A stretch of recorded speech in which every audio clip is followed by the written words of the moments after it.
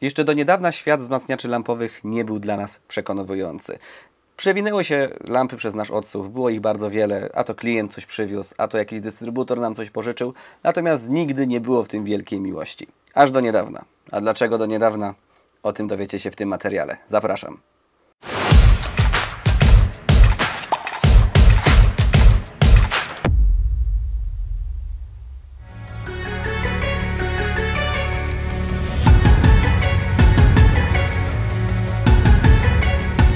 Zacznijmy sobie od tego, z jakimi stereotypami najczęściej możemy się spotkać, jeżeli chodzi o wzmacniacze lampowe. Zacznijmy sobie od takich aspektów czysto technicznych. Pierwszy, jaki się kojarzy, że są często awaryjne, że po odpaleniu musimy poczekać, aż się wzmacniacz zagrzeje i nie jesteśmy w stanie uruchomić sprzętu od razu, od pierwszej sekundy. Kolejna kwestia, szumy, zakłócenia, jakieś niepożądane przydźwięki. Kolejna kwestia to wysoki pobór prądu, czyli co za tym idzie, niska sprawność energetyczna, a co za tym idzie, te urządzenia po prostu się grzeją. Często klienci też zwracają uwagę na to, że lampy trzeba wymieniać, trzeba się w tym bawić. Dodatkowo spotykamy się często z taką opinią, że lampy to nie wyglądają, że wyglądają jak spawarki, jak kosiarki. No cóż, z takimi stereotypami technicznymi mamy do czynienia. Jeżeli chodzi o stereotypy dźwiękowe, no to cóż, często się można spotkać z tym, że lampa gra bardzo gęsto, ciemno, mało wyraziście, że dźwięk jest jak spod koca, spod wody, bas jest spowolniony, brakuje dynamiki. No, z takimi najczęściej zdaniami można się spotkać i po tym można by od razu powiedzieć, że lampy nie mają zbyt pozytywnego PR-u wśród użytkowników, ale myślę, że głównie są to użytkownicy, którzy tak naprawdę jeszcze tej lampy nie spróbowali. Można powiedzieć, że my też troszeczkę podlegaliśmy tym stereotypom i do niedawna głównie trzymaliśmy się tranzystorów, no ale brzmieniowo też z uwagi na to, że parę razy te lampy przez nasz odsłuch się przewinęły, no to i tak dźwiękowo do nas nie do końca przemówiły, no bo jednak faktycznie jest to dźwięk bardziej podkolorowany, bardziej zabarwiony, a my jesteśmy młode chłopaki, lubimy dynamiczny dźwięk, mocny dźwięk, zazwyczaj lubimy posłuchać głośniej, a lampy niekoniecznie dużo mocy mają. No i w takim przekonaniu nie do końca prawdziwym, jak się okazuje, żyliśmy do niedawna. A cóż się stało niedawno? Po raz kolejny pojawiła się sytuacja, w której mieliśmy okazję posłuchać lampy naszego klienta. Klient przywiózł do nas swój wzmacniacz, aby do niego dopasować kolumny, ale tym razem to była inna lampa niż wszystkie. Tym razem to była polska lampa FES Titania. Kiedy podłączyłem Titanię na odsłuchu, można powiedzieć, że od razu się zdziwiłem. Tak naprawdę w pierwszej kolejności myślałem, że podłączyłem nie ten wzmacniacz, co trzeba, że coś jest nie tak. A dlaczego? Dźwięk nie był spowolniony, nie był zamulony, bas się nie ciągnął, szczegółowość, dynamika, wszystko się zgadzało. Dźwięk był pełny, świetny, dynamiczny od najniższego poziomu głośności. No i co się okazało? To po prostu wreszcie odpowiednia lampa na odpowiednim miejscu. Po tamtym odsłuchu postanowiliśmy, że musimy ten temat zwiedzić głębiej. Wzięliśmy do siebie również Silver Lunę, czyli niższy model Feza. Tak naprawdę chyba najbardziej popularny, bo tak naprawdę już x czasu temu, przez x lat ta Silver Luna w różnych propozycjach, w różnych poleceniach się pojawiała. Raczej te wyższe modele miały niższą popularność.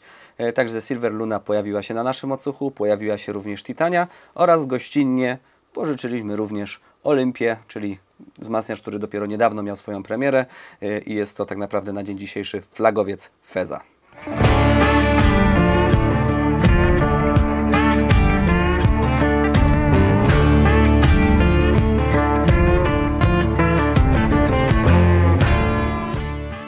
Wszystkie te trzy wzmacniacze Feza porównamy sobie dzisiaj brzmieniowo do wzmacniaczy tranzystorowych w podobnych budżetach, ale zanim przejdziemy do samych kwestii brzmieniowych, Fez przyciąga uwagę czymś innym, a jest to design tych urządzeń.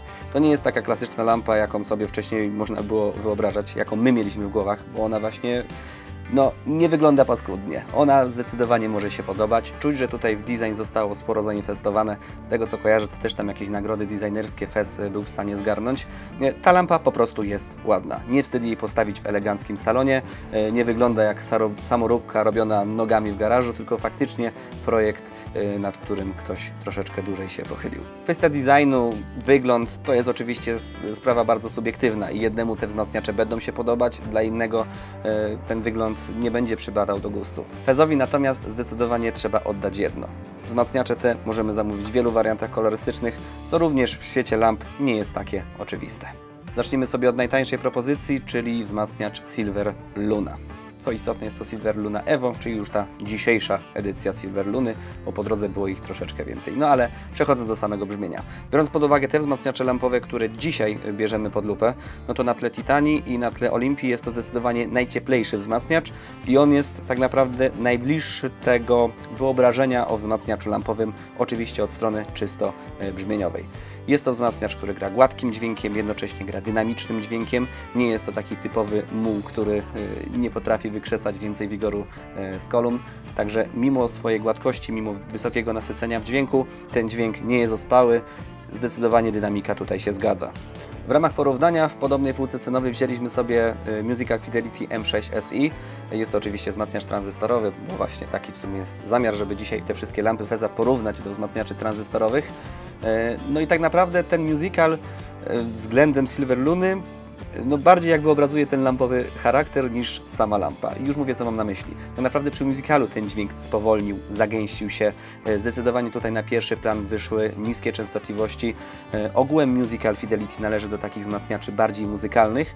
I tutaj przy tym porównaniu tak naprawdę Luna jest żwawsza, bardziej dynamiczna, bardziej klarowna. Na pewno też w Lunie zdecydowanie więcej się dzieje, jeżeli chodzi o ilość detali. Sama scena dźwiękowa jest w stanie wyjść bardziej przed szereg, bardziej odkleja się od kolumn. Musical jednak jest zdecydowanie tutaj cieplejszym misiem. Jeżeli chodzi o granie na cichych i umiarkowanych poziomach głośności, tutaj Luna w mojej ocenie pokazuje więcej. Natomiast tutaj różnica w mocy maksymalnej, w mocy takiej realnie gotowej do wygenerowania, no to Musical tutaj zdecydowanie wygrywa. No i w momencie, gdyby chcieliśmy już zagrać ewidentnie głośniej, czuć było, że no Luna już nie ma z czego oddać, a Musical dopiero co zaczął zabawę.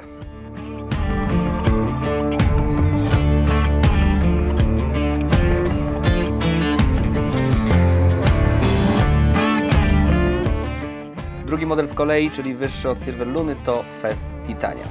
I tutaj, tak jak wcześniej wspomniałem, to ona nam głównie odczarowała ten świat lamp. Jest to wzmacniacz, który również przez jakiś czas gościł w moim prywatnym systemie.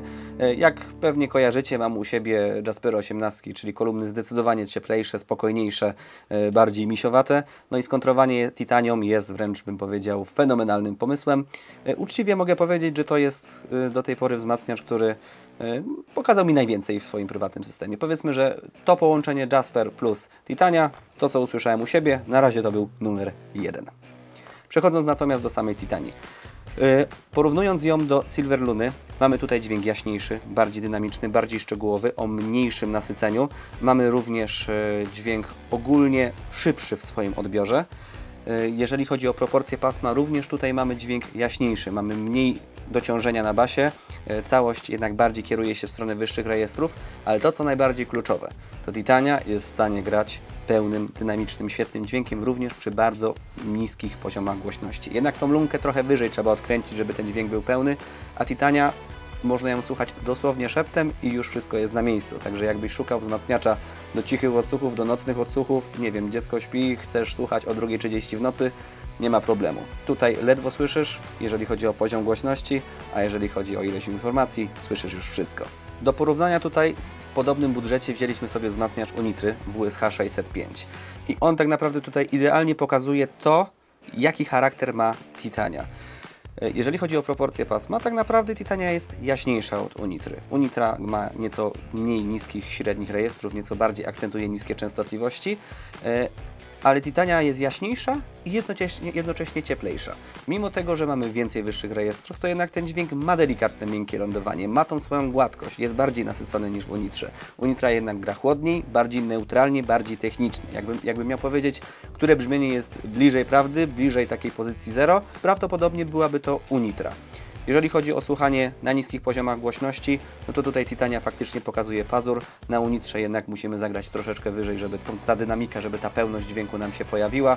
Natomiast jeżeli chodzi o słuchanie już na takich umiarkowanych poziomach głośności, no to tutaj Unitra jak najbardziej się broni. Ten przekaz jest chłodniejszy, trochę bardziej techniczny, mniej nasycony. Nie wskazałbym tutaj czegoś takiego, że w Titanii lub w Unitrze słyszę wszystko ewidentnie dużo lepiej, dużo gorzej. Troszeczkę inny przekaz. Ja bym wybrał Titanię, wolę Titanię, ale każdemu wedle potrzeb.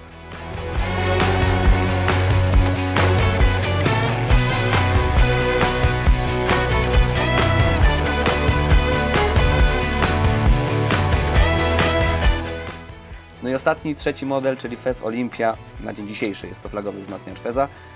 No i tak naprawdę, jeżeli chodzi o samą konstrukcję, to jest taka troszeczkę zdublowana titania, mamy 2 razy więcej lamp, otrzymujemy przez to 2 razy więcej mocy, jest to też konstrukcja dual mono, także taka trochę titania na sterydach, ale jak się okazuje, no ten wzmacniacz faktycznie jest nam w stanie zaoferować nieco więcej. Także jak wcześniej wspomniałem, że na titanii to był dźwięk numer 1, no to na Olympii w sumie było to samo, ale no jeszcze lepiej. Różnice w charakterze grania jednak troszeczkę da się odczuć. Titania względem Olympii jest właśnie troszeczkę chudsza, troszkę chłodniejsza. Olympia gra bardziej nasyconym dźwiękiem. Bym powiedział, że Olympia to jest taka idealna hybryda Silver Luny z Titanią. No bo z jednej strony ten dźwięk jest cieplejszy, bardziej nasycony, ale z racji tego, że mamy dużo większą moc, no to ta dynamika, rozdzielczość, szczegółowość, bym powiedział, że co najmniej się zgadza. Tutaj natomiast do porównania gościnnie wzięliśmy sobie Atola IN 400 Evo. Także mamy 2 zawodników wagi ciężkiej, 2 zawodników o konstrukcji dual mono. Tutaj od razu na pierwszy rzut ucha słyszymy, że no Atol jednak to jest zawodnik, który na pierwszym planie musi mieć bas. Po przełączeniu z Olympii od razu to pasmo bardziej wychodzi naprzód. Jego charakter też jest nieco bardziej pulchny niż w Olympii, jednak Olympia ten bas prezentuje bardziej konturowo, bardziej rozdzielczo, a w Atolu jest on delikatnie zmiękczony, ale mimo tego nie traci kontroli oraz mimo tego, że w Atolu ten bas jest na pierwszym planie, gra pierwsze skrzypce, to nie mamy takiego poczucia, że cała reszta pasma jest zamglona, co często niestety ma miejsce w momencie, gdy mamy elektronikę, mamy sprzęt o charakterystyce bardziej basowej. Także tutaj mimo, że ten bas wychodzi przed szereg, to nie mamy takiego poczucia, że cała reszta jest za kocem. Jeżeli chodzi o wyższe rejestry, średnie, wyższe tony, no to jednak one są bardziej obecne w Olympii. Ich charakter również jest trochę bardziej gładki, bardziej nasycony. Czyli można powiedzieć, że tutaj standardowe cechy lampy tak naprawdę zostały jak na tacy nam zaprezentowane. Na tle Atola również tutaj mamy różnicę w prezentacji sceny. Jednocześnie bym powiedział, że ta scena jest bardziej zagęszczona w Olympii, przez to, że jednak te wyższe rejestry są nieco bardziej pogrubione, ale jednocześnie uważam, że ta separacja i te plany 3D są nieco bardziej wyraziste w Olympii. Także, no cóż, konkurencja nie ma lekko. Przy bardzo cichym odsłuchu ponownie tutaj słychać, że lampa wychodzi na prowadzenie, jednak ten dźwięk jest pełniejszy przy bardzo cichym odsłuchu. Natomiast tutaj Atol nie jest jakoś bardzo odstający. A gdy już mówimy o bardziej umiarkowanym czy wyższym poziomie głośności, obydwa wzmacniacze radzą sobie świetnie. W końcu no, w przypadku Atola i zarówno w przypadku Olympii mówimy o naprawdę bardzo wysokiej mocy wyjściowej. No dobra, kwestie brzmieniowe są nam zatem znane. A co gdybyśmy się chcieli jednak przyczepić do Feza i znaleźć jakieś tutaj minusy? No bo z tego co usłyszeliście, no to dźwiękowo na razie je zachwalamy.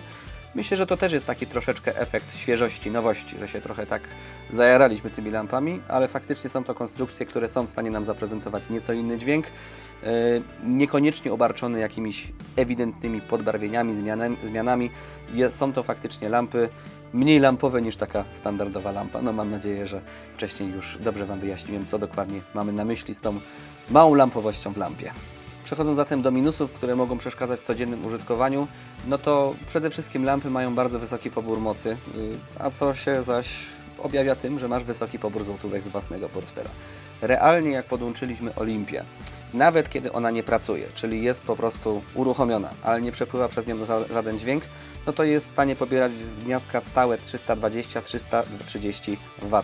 Także jest to zdecydowanie niemało i jeżeli chodzi o słuchanie w zimę, tak naprawdę kominka nie trzeba uruchamiać. Zdecydowanie lampa jest w stanie nam zagrzać pomieszczenie. Kolejnym minusem, który akurat w tym wypadku nie dotyczy Olympii, jest fakt, że aby w ogóle uruchomić wzmacniacz, musimy do niego podejść. Zarówno Titania, jak i Silver Luna nie posiadają na pilocie zdalnego włącznika, także za każdym razem jednak do wzmacniacza musimy podejść i stryknąć zasilanie. Ostatnim minusem, ponownie poza Olimpią, bo również to dotyczy tylko tych niższych modeli, jest konieczność osobnego zakupu dodatkowego wyposażenia, które dla wielu będzie potrzebne. Właściwie to będzie i minus, i delikatny plus, ale już wyjaśniam, o co chodzi. W przypadku ceny podstawowej dla Silver Luny czy Titanii otrzymujemy tylko wzmacniacz, tak zwanego Golasa. Za klatkę musimy sobie dopłacić osobno, za pilot musimy sobie dopłacić osobno, tam mamy jeszcze kilka innych opcji, za które dodatkowo możemy sobie dopłacić. No ale z drugiej strony Mamy przez to większe możliwości dopasowania sprzętu do naszych potrzeb. Jeżeli komuś wystarczy goły wzmacniacz, nie potrzebuje żadnych dodatkowych elementów, klatki, pilota czy innych bajerów, no to tak naprawdę nie musi za nie fabrycznie płacić. Także taki minus, a w sumie może nawet delikatny plus. Jeszcze jednym minusikiem, w sumie takim dodatkowym, o którym wcześniej nie wspomniałem, jest faktycznie konieczność zagrzania lampy. Ona musi się chwilę zagrzać, żebyśmy mogli pracować. W przypadku takiego Feza Olympia to jest tak na oko jakieś 1,5–2 minuty i na froncie dioda wtedy zmienia kolor, podświetlenie loga zmienia kolor, no i wzmacniacz nas w ten sposób informuje, że już jest gotowy do pracy. Także jak ktoś chce wbiec do domu i po 10 sekundach usłyszeć dźwięk, no to w przypadku lampy jednak chwilkę musi odczekać. Podsumowując zatem, nasze spotkanie z Fezem skutecznie odczarowało negatywne postrzeganie lamp i zdecydowanie jest to dźwięk, z którym można spędzić dużo czasu i w którym można się zakochać. Daj znać w komentarzu, czy Ty miałeś styczność ze wzmacniaczami Feza, z czym miałeś okazję je porównywać, czy podobają Ci się one wizualnie, co w ogóle o nich sądzisz i jeżeli może posiadasz taki wzmacniacz, daj znać w komentarzu, z czym on u Ciebie pracuje, ewentualnie co miałeś wcześniej i dlaczego zdecydowałeś się na Feza. Na dzisiaj natomiast to wszystko. Dziękuję serdecznie, że dotarłeś do tego fragmentu i cóż, do zobaczenia następnym razem.